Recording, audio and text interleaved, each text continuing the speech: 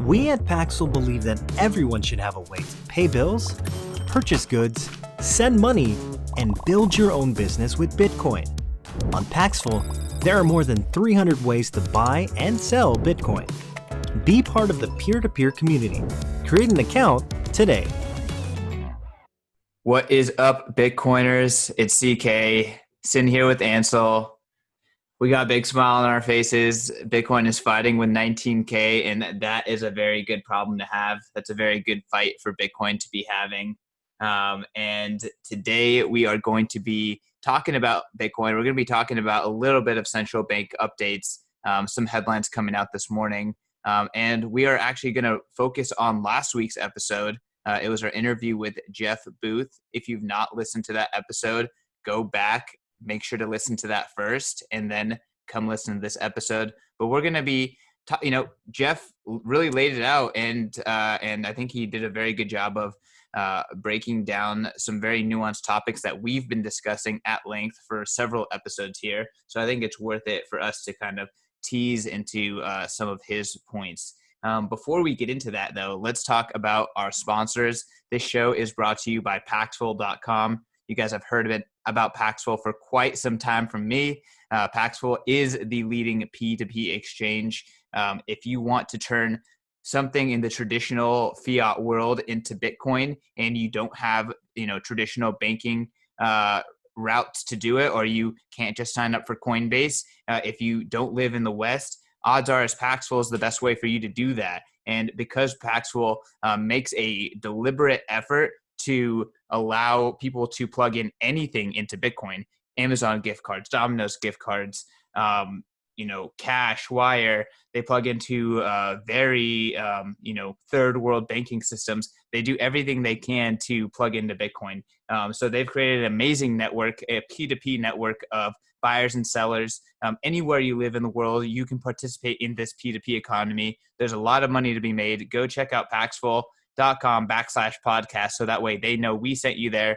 A lot of sats on the table over at Paxful. So if you are a entrepreneurial Bitcoiner, it's a good place to start. Next is a new sponsor. This is LVL.co. LVL is a brand new type of exchange. They are currently live in 28 states in the United States, and they want to treat Bitcoin like money. They don't want to be like a Coinbase or a Gemini where they make money on trading fees or on a spread. What they're trying to do is they're trying to take traditional banking services and treat Bitcoin the same way. So with LVL, that's actually a full FDIC insured bank as well. So that can be your checking account. You can trade Bitcoin on the LVL platform, commission and fee free. So there is no fee trading on LVL. They offer Bitcoin stable coins and then Ethereum and Litecoin. Over here, we think that those are kind of a waste of time when it comes to investing, but ultimately, cryptocurrency space is about choice, and LVL is offering a new choice for how you can trade and invest in Bitcoin. You can do it in a new model with their fee-free model. So go check them out. They're out on the App Store and on the Play Store, and you can learn more at lvl.co. So again, new sponsor of the show. We'll be talking about them and talking about more of their features on future episodes. All right, Ansel, I've been talking for a while. I'll toss it over to you.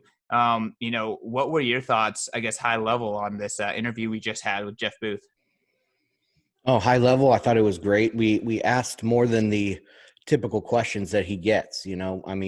We are kind of we're accessible to noobs on this show, but we do ask like hard Bitcoiner questions. And I think we dove into some really good things to tease apart his theory on technological deflation. So yeah, what was your thoughts? We talked afterwards that, man, it went so well. And we say that every time, like after we get done recording, we're like, oh man, that was a real good interview. But then this one seemed to be really good. Like I felt really good about it. We went through a lot of stuff. What was your favorite part about the whole interview? Yeah, well, I think the last question I asked him and his reaction to it, that is what kind of concluded and brought the entire point together for me. And he'd been discussing this point about how we need to reframe how we look at the world, and that looking, even thinking about what I asked him was like, Ansel says that growth will, the old system will start to die and stagflate, and growth will be on Bitcoin. Opportunity will be on Bitcoin. And he kind of snapped back and said, no, like there won't be, like, growth is not even going to be a good way to think about what the future will be like and what the incentive model will be like. Like you have to get rid of this idea of growth altogether if you want to try to understand what a world that is aligned with technological depreciation looks like. And I mean, that made a lot of sense to me. And I know that, like, I've had a lot of back and forth with Bitcoin Tina about this as well. And I think that Tina really aligns with what Jeff was saying. So that was the most powerful point to me. And again, I'm not doing the specific point justice. So if you have not listened to the episode, seriously, go back, listen to the whole thing. And that is, the last 5 minutes is the specific point I just mentioned. Yeah, I think, well, the way we define growth is going to change dramatically. I think that's the main point. It's hard to say, oh, GDP will go up, or this type of investment will go up, this type of asset class will go up. No, I think you just have to define growth a different way, and sound money will, flip everything on its head, I think. So GDP won't be what we talk about anymore for growth. It'll be something new. Do you have any inclination into like what would be more appropriate worldviews or economic measurements in a sound money world?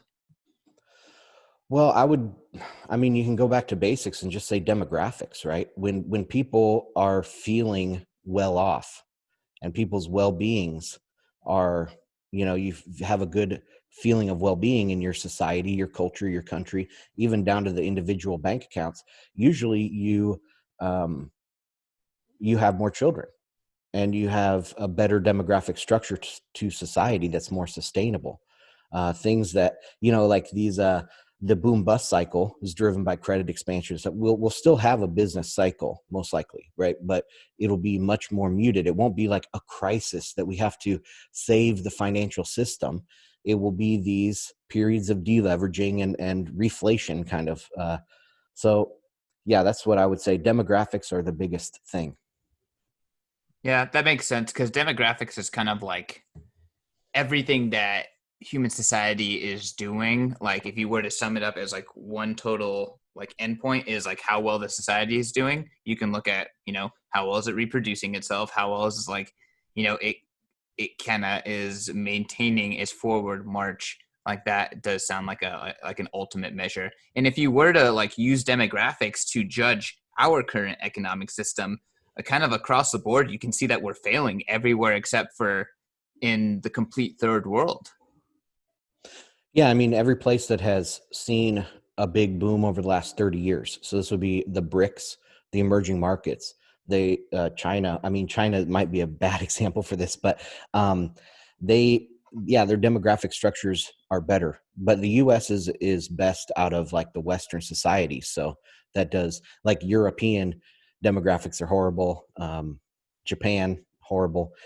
I mean, there's got to be other ways to measure it, possibly, like, I mean, you'd have to break it down to basics, like how many people are in prison, like what's your prison population, um, different things like that can say how healthy your society is, versus GDP. So what was the most powerful thing that Jeff said in your opinion?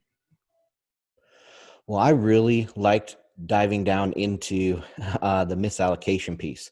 Is all technology equally deflationary? His concept is that technology um, adds a deflationary impetus that is offset by printing of money. But I think of it that's the other way around. I think that inflation comes first, and then the deflation from the technology is what's offsetting the inflation. But we did dive into that a little bit, so that was interesting. Yeah, I mean, I know you were trying to push that narrative, and I feel like he didn't even accept it at all. No, he just So glossed over it. Yeah. yeah, but that's why we do the reflection show, because we can kind of talk about this stuff. I think it's I I to me it makes more sense that technology was the predecessor, but I can see that, once the cycle begins of inflation driven in like or fueled or accelerated innovation, that it's just always compounding, right? And because that cycle, at least in the recent history, has never really been allowed to deflate. Um, you know, I don't know if I'm making sense, but that's how we've gotten to this point. Yeah, but modern finance is what finances technology and finances this innovation. If we have sound money, right, like in the gold, and people talk about the classical gold standard where we had gentle natural deflation of 2% a year or something. That's I can see that being sustainable and very healthy going forward. And that's what I would think is about a healthy amount of technological innovation, right? But if you start going up and being able to finance all this R&D, you're able to, it's all consumption driven. You start breaking down into materialism, and then this innovation is misallocated into producing widgets that really people don't want, but they're on this hamster wheel of the fiat system. And Yeah. so it's all misallocated technology. It's not really So good innovation. You know what I'm saying? can I push back a little bit? So I Absolutely. think you're right, but I don't think I think what his pushback was is that people won't use technology that they don't want. And yeah, okay, maybe the technology got there because of financing, but I think uh, what is a more accurate description of what you're feeling is the drive for companies to obsolete, like planned obsolescence of their hardware, right? I Well, think Apple's a great example of this. Is like, my iPhone 6 probably is good enough if it was running all open source tech to do what I wanted it to do. Like, it's probably good to just lasting for 10 years. But Apple has to, because they're in this system that's inflation driven, they have to and growth driven, they constantly have to sell more phones, and they have to get all of their customers to continue buying new phones, and they are driven to obsolete the hardware and the innovation that is kind of already built out there. And that's why when I look at Bitcoin and how Bitcoin never wastes ASICs, it's a complete 180 from the current fiat system. Like, the current fiat system wastes so much hardware because they're always like making the software more demanding, and more this, more that, in order to continuously justify the need to replace the hardware and to upgrade. So then I look at Bitcoin, and S9s are just used in more and more efficient environments, and they're never thrown away. I think that's at least mentally how I view the shift. well, I don't necessarily agree that people know what they want. Um, I think that humans are very changeable and modable, and if you have fiat money, society's time preference changes, and if you have sound money, your time preference is different. So not just time preference, but all preferences will be different, and people won't really care about if they have an iPhone 13 or an iPhone 10. They don't really care, right? And they might not have that choice because phones might be more expensive. But like, I think the entire preference structure of society changes when you have sound money. And that so the fiat structure of society, the preference structure, uh, incentivizes this constant innovation. But once you have sound money, you have less of that. And so like in a free market, the consumer is always right. It's a consumer driven thing. If you don't, you can make some fancy widget, but if you don't have people to sell it to, then it's no good. Sure. It doesn't work. And this is like the argument that like Bitcoin's gonna like free the world from bullshit plastic things and like stuff that just breaks quickly because everyone is always trying to have the most modern furniture. Instead, they're going to try to build robust things that last because you always have to choose, like, do I want to trade my Bitcoins that will for sure go up in value over time for this thing? And when you do that, it better be freaking worth it. And those things better last. Right. So I'm all aligned with that. Yeah. I mean, I think we're on this. Truly, I don't think we're arguing. I think we're just describing the same phenomenon in different ways. And as I listened to Jeff, like, we kind of entered into the conversation as like, hey, there's this confrontation between financial deflation and technological deflation. And I exited the conversation saying like, the world, the energy of the universe is shifting, and the way that everything is organized is shifting in a certain way. And we are observing that change, and we are trying to describe it to the best of our ability. And our descriptions just, will always be lacking or missing or, whatever. But ultimately, it's the understanding that we are realigning to deflation, and Bitcoin is an opportunity to kind of like ride that realignment. And that's the investment opportunity. I think that's the insight. Yeah, I think basically we're agreeing. Jeff and you and I are agreeing, and all these other people are agreeing. But y'all are agreeing, and I'm just learning. Well, but it's a point of where is the force being applied, and that that's very important. So, is the force being applied on the technology side, right? So, I would think that Jeff Booth would say, yeah, the force is being applied through this technological deflation, and then the central banks are responding by printing money to keep everything from deflating.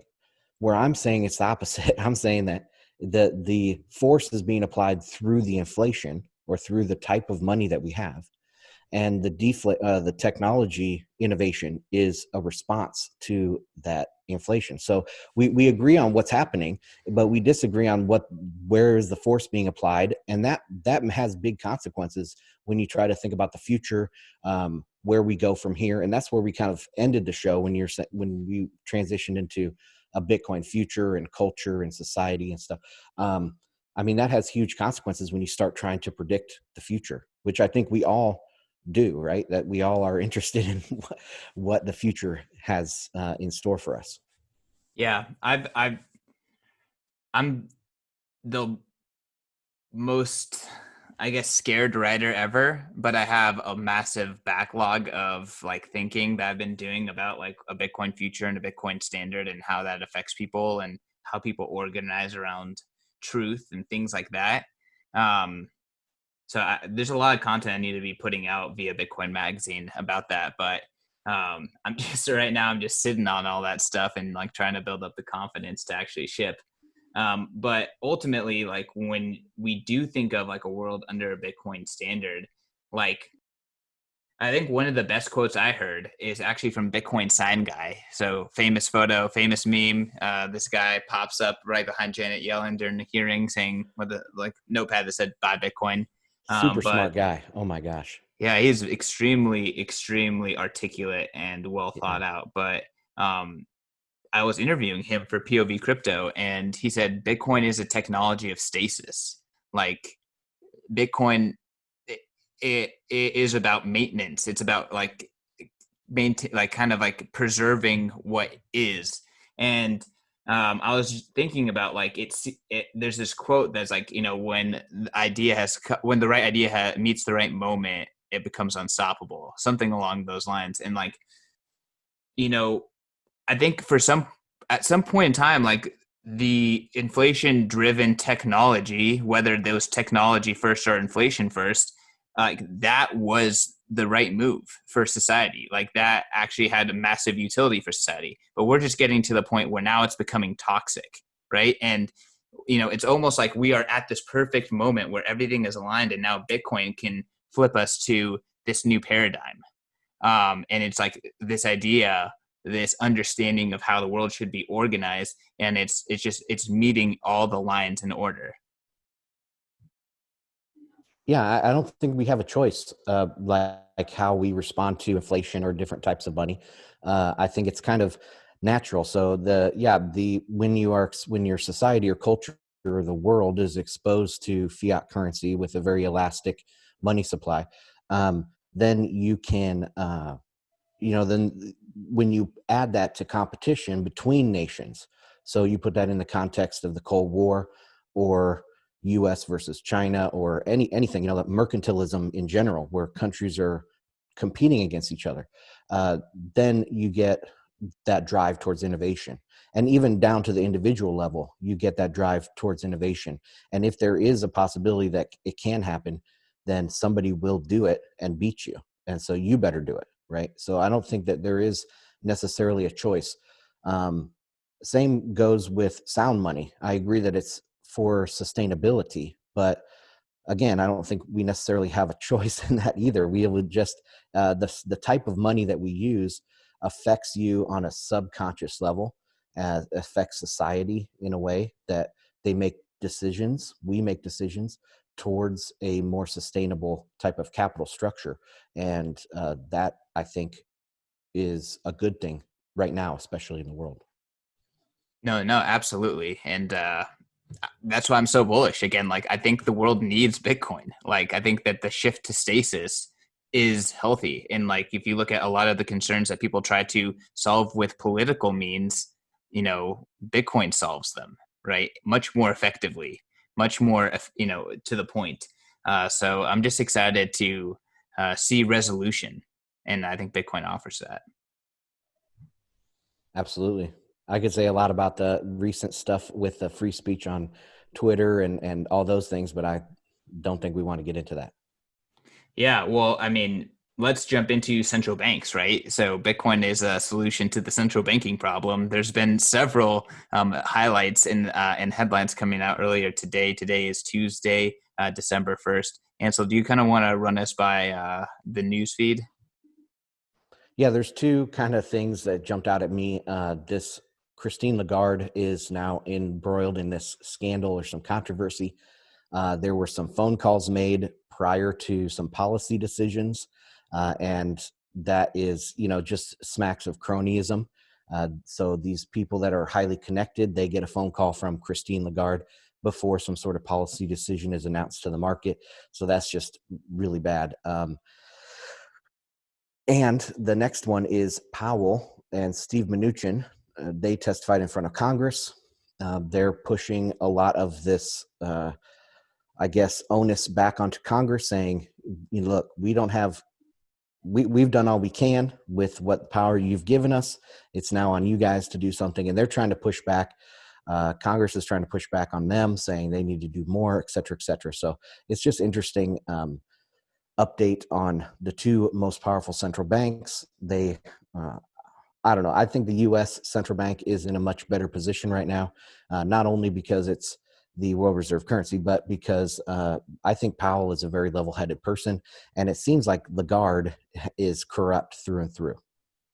It's very interesting because I saw some preliminary stats on Twitter about the new relief package, and it does not include any stimulus check, at least according to that original tweet. There's plenty of PPE. There's a lot of money for the vaccine. There is, insurance and other payment protection things for businesses, but no stimulus check. The American people had all the money that was created, printed, distributed. They only got one $1,200 check from the U.S. government. So what do you have to say about at least, those rumored stats for at least some fiscal action from Congress?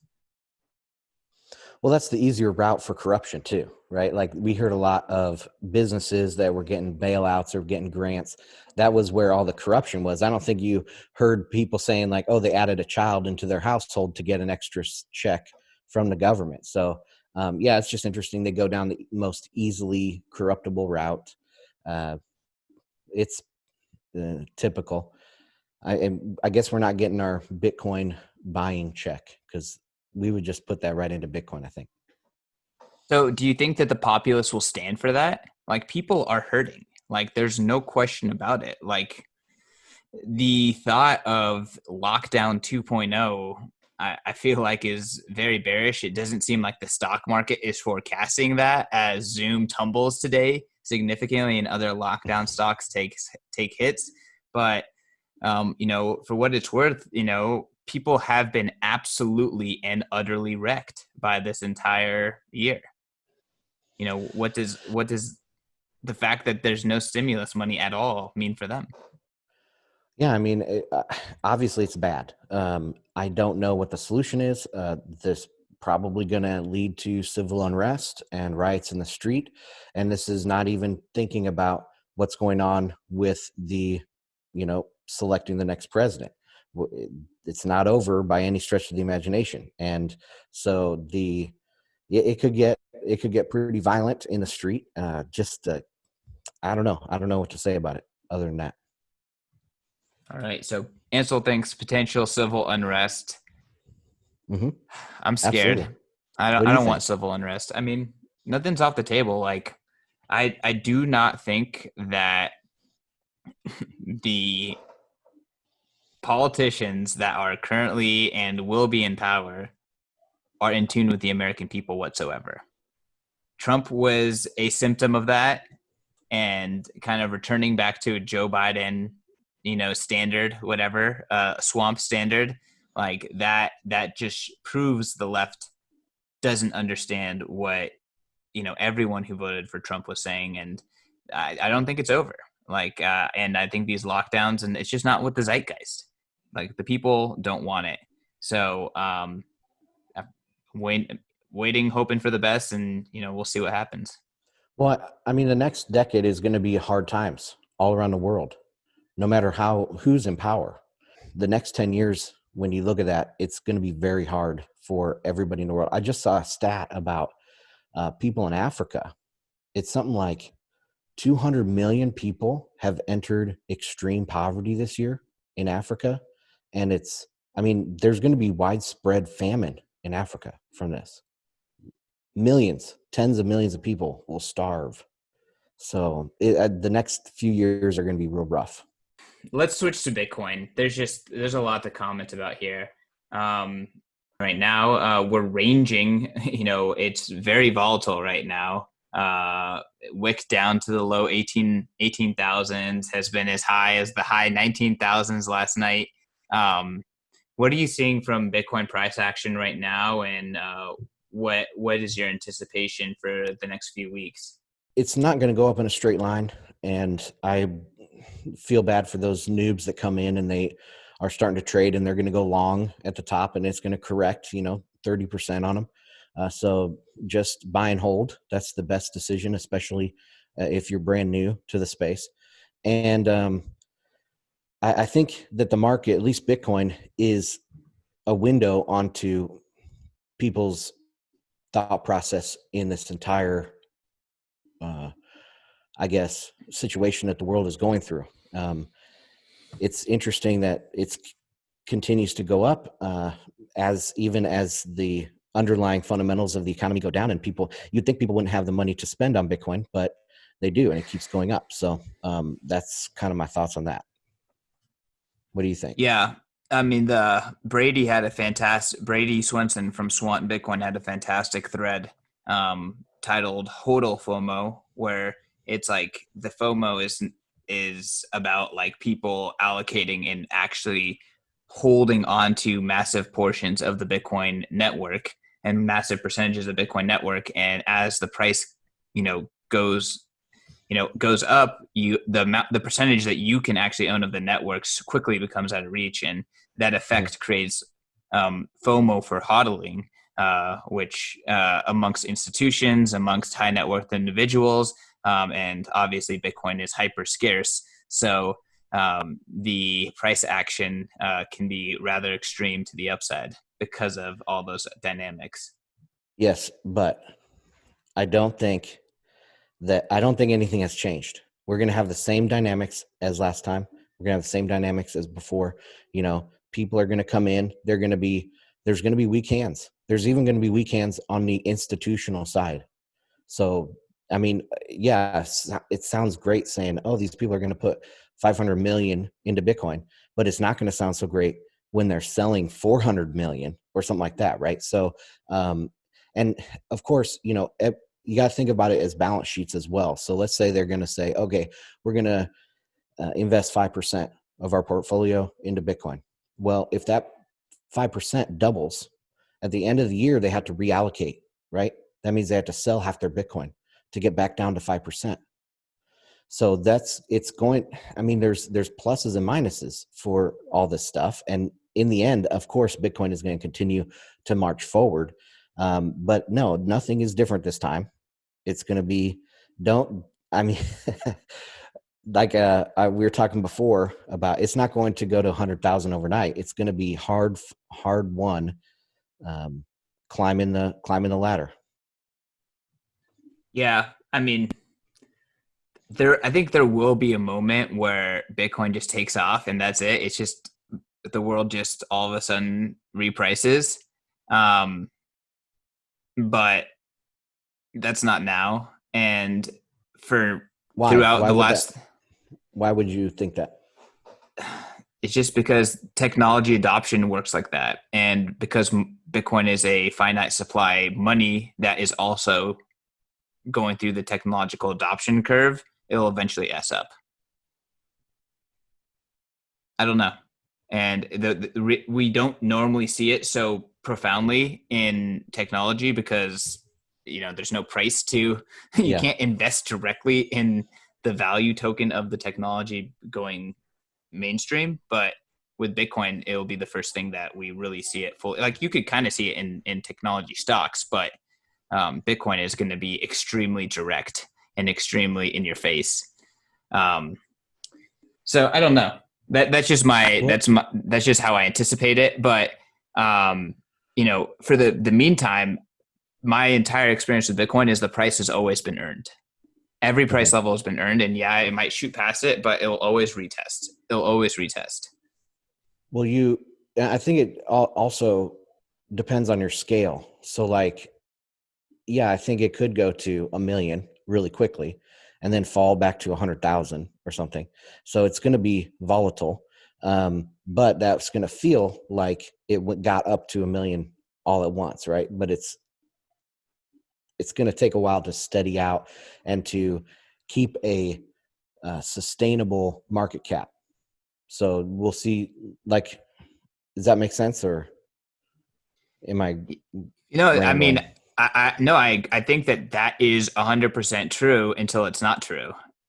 And there's just going to be a point where things get really freaking crazy. But yeah, I mean, there's just always an incentive to dump it. And as long as there's any value, like until Bitcoin becomes so liquid that it's like the ultimate liquidity event is now Bitcoin is the most saleable good in the world, there'll always be incentive to, you know, take profit. Yeah, and there will always be incentive for whales to scare you into taking profit. So yeah, it's not going to be like, yeah, there's those bulls out there, But their like, ability will be lessened over time. Like once you get to most saleable good status, everything has changed. But what true. you're saying is we're not there yet, and I agree. Yes. So, Yep. I wish I would have thought about this before we started talking, because I made some bad points there, I think. it's all good. We'll tidy it up. All right. Should we okay, here's a stat that I really love is satoshis per dollar. And when Bitcoin hits 20K, we'll be at 5,000 satoshis per dollar, which is an interesting little milestone there. But man, 1,000 satoshis per dollar, that's spicy. That's 100K Bitcoin. I'm excited for that. What do you think about the denomination stuff? Are we going to stick with sats forever, or is there going to be a larger denomination? Yeah, I think it's going to be sats and BTC, and that's it. Yeah, I remember when we were passing 10,000 the first time, and I was all trying to push this unit, the Finny. Remember that? I like the Finny. It's just The Finny It's not is going to so catch much. up. It's so much less well. Like even Milla BTC, all of those things. Like it's either going to be BTC or it's going to be the next most well-known unit, which is Satoshi. So those are the only two options in my mind. There's not going to be like a third denomination. And to be honest, like if when we get to 1,000 Satoshis per dollar, like I don't know what the dollar is going to look like in that world, but like I could start seeing like things being priced that way in ways that a lot of like the majority of the world is used to. The majority of the world is used to looking at an Apple and being like, this is 300 units, like maybe Western and Americans, but I don't think the big denomination scared the majority of people in terms of like a UX. Yeah, I agree. But it's maybe it gets harder when you're talking about larger sums, but I don't know. We'll see. Yeah, we'll see. All right. I think this is a good place to wrap up the show. You guys can find me at CK_Snarks. You can find the podcast at Bitcoin Magazine. And now for the first time at the FedWatch exclusive RSS feed. So you've been previously getting FedWatch on YouTube or from Libsyn or, going directly to the Bitcoin Magazine podcast feed with other shows on it. Now there's actually going to be an exclusive feed that is only FedWatch once per week. So make sure to go check that out. This show will actually stop publishing on the Bitcoin Magazine feed at the end of this year. So in January, we'll be only on the FedWatch exclusive RSS feed. So go subscribe to that immediately if you're a FedWatch fan. And yeah, thank you for listening to the show. I'll pass it off to Ansel. Why don't you plug yourself and the Bitcoin Dictionary and all that good stuff? Ansel Lindner, Bitcoin and Markets. That's my other podcast. You can find me on Twitter at Ansel Lindner. Check out the Bitcoin Dictionary, bitcoindictionary.cc. And yeah, I don't take any of my comments that we made today about like I'm bearish on Bitcoin. I think that it's just going to be the same old pattern that we've seen every single time. And I don't want people to get wrecked when they go long at the top. That's all. Yep. No, I mean, the pattern has been consistent with last time. So there's no reason to think that any pattern is going to end now. All right. Peace, y'all. Don't get wrecked.